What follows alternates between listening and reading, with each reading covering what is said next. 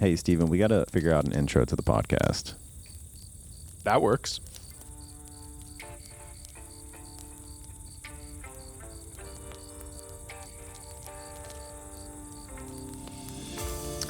Hello, everybody, and thank you for listening to another episode of the No Fluff MSP Marketing Podcast. I'm your host, Tahir Hamed. Today, I've got a special guest with me. I've got Maddie Franz. Hi, guys. Franz or Franz? Franz is the correct pronunciation, but the Polk County pronunciation is Franz.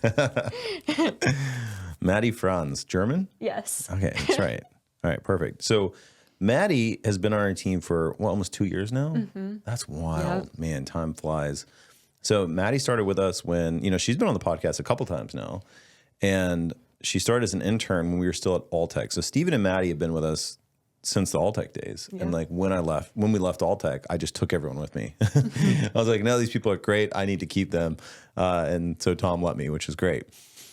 So just a little background, Maddie, do you want to explain kind of what you're doing now at MSP Camp, like one of your big roles, and kind of how it ties into today's episode?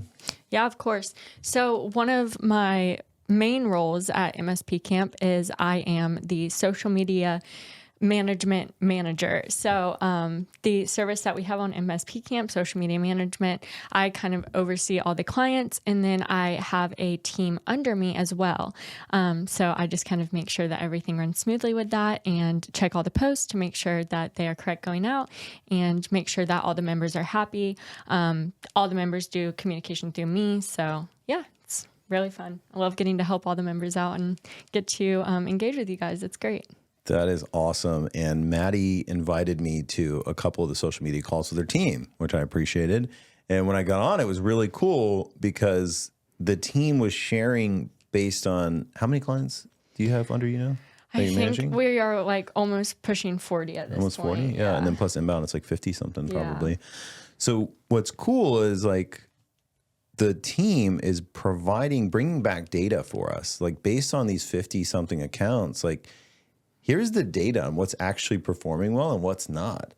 And so like just in the 6 months we've actually rolled this out as a service, we've collected so much data and so many things that now I figured it was kind of a good time to sit down with Maddie and like have her share with us, like, well, what are some of the best practices that you're seeing throughout the accounts?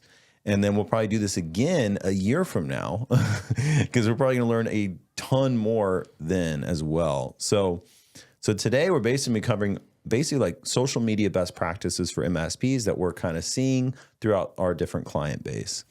So this is basically going to be mostly an interview with Maddie, just so she can kind of fill us in, and I will try and drop some type of value throughout. Otherwise, it's probably just going to be Maddie the whole time. So Maddie, hit us. What you got? Yeah, so I guess we can just kind of start with the content that we've seen performing best. So we've really seen that the carousels are doing really well. I don't know if it's just like the multiple pictures, people like swiping through.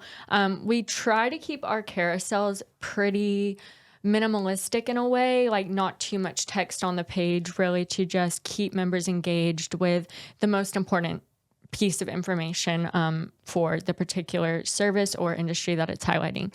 So yeah, we've seen that those are performing really well. They're also usually informative to some extent. So I think people like that as well. And we've seen some mixed data with blogs. So we've seen that the more, like if you're posting a lot of relevant blogs or like current event type blogs, we've seen that those perform well.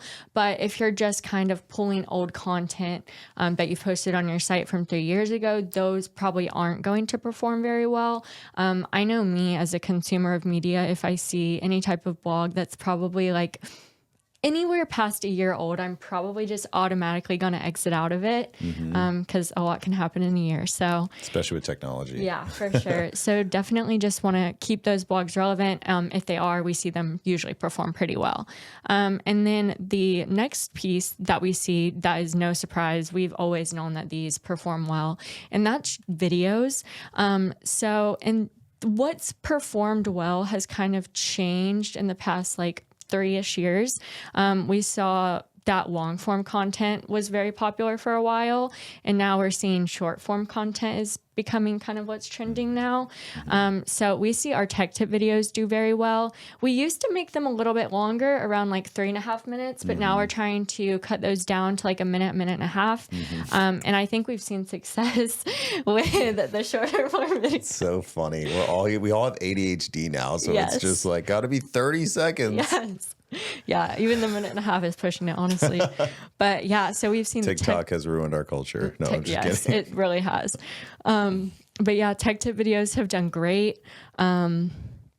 Definitely with our editing style, we like to keep it like a lot of moving parts on the screen at once again, to keep our attention span.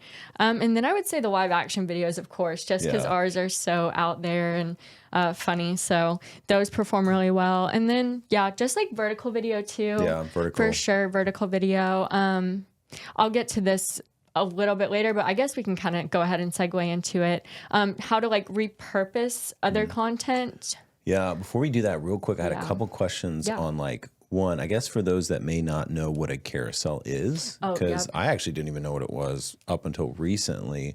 Like, what is a carousel and how do you make it easy for someone that may not have access to like MSP Camp? How can they easily do a carousel, I guess? Gotcha. Yeah. So a carousel is just really any piece of content that has multiple images. So I don't know if you guys are familiar with Instagram, how you'll see like you can just swipe through the different photos. And LinkedIn also has that format set up now. It's a little bit different. You have to like put it in as a PDF. But if you do that, it'll be that swiping format. So yeah, it just really means more than one photo in one single post. I guess I would say the best way, if you don't have access to MSP Camp, like I know MSP Camp, we do our custom graphics, but it doesn't have to be a custom graphic. Like it can just literally be like 3 screenshots from, I don't know, how to do something that you could create yourself in Canva. That's a good point. Yeah, Canva free. Steps are a good way to do carousel too. Like if you're showing something step by step, that's cool. That's a great idea. Definitely. And then on the videos, like Maddie mentioned, videos they've always done well. Like at Alltech, I used video as like the primary driver of our marketing because it was always powerful. It's always been powerful. Just a couple cheat codes real quick that I want to make sure you know. One, if you're an MSP Camp member, use more video. But also do your own videos, right? Like use our videos, but also do your own videos. It's amazing how powerful a talking head is, which is crazy to me that some of the most powerful content is like some of my best performing content is like me talking. And it's because like in some of the best performing ads out there is just somebody talking into the camera and explaining their product or service. Like oftentimes video doesn't even need to be crazy. Like it doesn't need to be the live action video, although those do great. It could just be like talking into the camera. Now, here's the cheat code. Make sure you use a tool that can just easily add the captions. Like you'll see the captions added and it's like, oh, how do they make these cool captions? It's so freaking easy. You can use literally it's an app called Captions where not only will it add the captions, it can add like stock video and stuff to it. Sure, it doesn't look as good as if you hired MSP Camp to like professionally edit it for you, but it's pretty good. It is pretty good. Right. And it's like $15 a month for something like that. There's also opus.clips or Opus Pro that you can just add the captions, you can add the emojis, all the stuff in there. So just a quick tip, if you are starting to do video for your MSP or you're the marketing person doing videos, get one of those tools and it'll make adding those little extra pieces into the video super easy. Why is that important? Because what we just talked about, we all have ADHD and like having things come up on the screen and move keeps somebody engaged with what you're saying. So just wanted to mention that's super important on social media. Podcasts, not important. You're tuning in because you know this is going to be 20, 30, 40 minutes.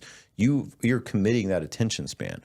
Whereas social media, even LinkedIn, people are not committing a lot of attention span. So you really need to grab it. You know, it's like Gary Vee's book, Day Trading Attention, right? Like you really got to try and grab it quickly as much as you can. So anyway, back to you, Maddie. Absolutely. I also wanted to talk about just like the employee videos in general. Like it does not have to be hard. You can literally just grab your iPhone, take a quick video. I'm pretty sure that that's what they've been doing at Alltech. Yep. And they've been very diligent about getting us videos pretty much like 4 within a month. So yeah, it can be very easy and simple. Totally. Yeah. So now we can move on to, I guess I'll move on to the caption layout. So if you're an MSP Camp member, you'll probably see our style of captions is kind of reflected across the board. So we usually just like to do a sentence or two kind of reflecting what the content is about. Usually just something to grab their attention. And then we always put a call to action. I know that we didn't used to do that with our social media content because we didn't want to be too salesy. But we've started doing that probably since we started social media management really. And I think it's made a big difference with our Publer analytics. I've seen content getting actual link clicks now and it pulls those analytics for us. So that's very important. And then hashtags as well. So just a little trick that I like to use is I will copy and paste whatever caption I come up with into ChatGPT and kind of have it pull hashtags that are relevant to the caption, which is also relevant to the content. And then I will also just throw in some hashtags on my own. So like the name of the MSP, IT services for wherever your city is, and yeah, just a couple like that. So it's really easy to kind of create your own hashtags as well. And they do have value. So Maddie's the ChatGPT queen. I am. I love it. So do you though. Yeah, I'm becoming a ChatGPT queen. Alrighty. And then I would say for posting frequency and times, I would say 3 to 5 times is the sweet spot. 5 for MSP Camp, we do it for our clients, but 3, like you're going to be fine if you do 3 posts a week, honestly. You could do 1 like either carousel or blog, 1 video, and then 1 just service or industry specific post. So that's what I would say. And there's some people like me that only post about once a week, Yeah. you know, and it's still, as long as the post is high quality, you can still really get a large, audience for that post. Makes it a little harder. You know, the people that are posting a little bit more tend to stay top of mind more. I just, that's typically what I do, about 1 a week. But yeah, 3 to 5 sounds where you need to be for sure. And then people always ask too, like, well, what's the best time to post? I would say, again, the sweet spot that kind of everyone quotes is 11 a.m., your local time. But that's not to say that you shouldn't be A/B testing, because everyone they're following is different. So that means everyone's audience is going to have different times when they're engaging on social media. And different platforms. Like you might be on LinkedIn earlier than you're going to be on Facebook. Like you're probably going to be on Facebook in the evening time when you're winding down. So yeah, I would just say A/B test. You can even post different times for different platforms. So yeah, I would just say that is a little trick on that. And if you're wanting to track how your content is performing, there are a lot of tools for this. So I know that Facebook has their own tool as well as LinkedIn kind of just within the app. I haven't personally checked out those too much, so I don't know how great those analytics are. But if you have a CRM or like a scheduler like Publer, HubSpot, Hootsuite, or SEMrush, I know that all of those platforms have great analytical reporting that pulls exactly what content's doing good, what hashtags are doing good, how many link clicks, how much reach, engagement, all that stuff. So I would definitely recommend checking those out to see what content's performing the best. Yeah, for sure. Like if you're manually scheduling nowadays, that's silly. Yeah. So I do want to make sure I say that. Like, unless you're like, oh, I only have one platform, then cool, that's totally fine. Like, yeah, if you're just posting on your personal LinkedIn, absolutely, you don't need a publishing tool for that. But if you're like, oh, I want to consistently post on my Facebook, LinkedIn, YouTube, and this, totally, you need to be using a tool. These things are so inexpensive now. I mean, I think we pay about $1,000 a month for Publer, but that's because we have multiple clients. If it's just you and you're doing your own, there's tools out there for like $15, $20 a month. It's not a big deal, and it makes things way more sustainable. Yeah. Oh, is that what you were going to say next? Were you hitting on that next? Oh, no, sorry. I was looking for the next point, but if you have one, we can No, I think go that's into pretty that. much it. You're killing it. So, All right, awesome. So the next point I kind of wanted to talk about too is not all content is great for every platform. So for some weird reason, like Instagram will not take links. So you're not able to post like your blogs and stuff like that on Instagram. Instagram does take everything else. That's just like one weird thing. And then obviously YouTube, you're only going to be able to post your videos. And then like Google My Business, for example, they really don't like blogs either or video. So you're going to kind of want to gear your content for the platform that you're posting. Google My Business would be great for like content on services, your different industries, things about your MSP, even like employee spotlights, stuff like that. So, really just kind of figure out the platform that you're posting for and the type of audience that those platforms attract. Nice. One thing that I remember when we first launched MSP Camp, we had like no live action stuff. It was mostly illustrated or cartoon stuff because that's just kind of the way we've done it. It's also really hard to find stock photos for the exact idea you have. Do you have any data on like, does cartoon or illustrated content perform worse or better than the live action alternatives? So we've seen that, well, with some of the older MSP Camp content are like OG cartoons. Yeah. Those don't really perform as well. But like our new cartoons, if you're an MSP Camp member, you'll be familiar. But I guess our comic style in a way where we have like the captions of the speech bubbles.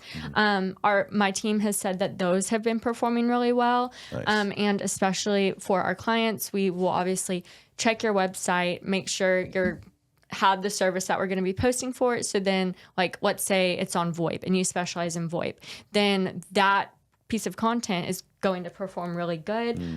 If it is cartoon or if it is live action. But I will say that we've probably seen live action do a little bit better.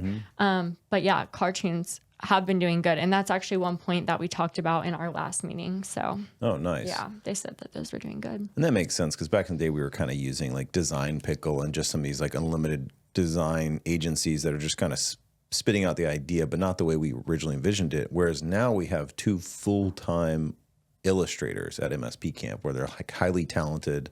They can really take time on the posts, and like I can see the quality from today and a year ago. You know, so that's good to see that the actual metrics are following behind in that trend of improvement. Yeah, like we finally figured out what kind of cartoon content is actually resonating with the audience. And even on LinkedIn. Nice. Yep. Yeah, because I see a lot of that performing well. Just like I follow a lot of MSP Camp members, and yeah, like that MFA post, that's a carousel that's illustrated well. Like that always does well, no matter who posts it win. You know, like so there's things like that where it's like cool. Everyone thinks like you have to go stock photo, you have to go what we call live action.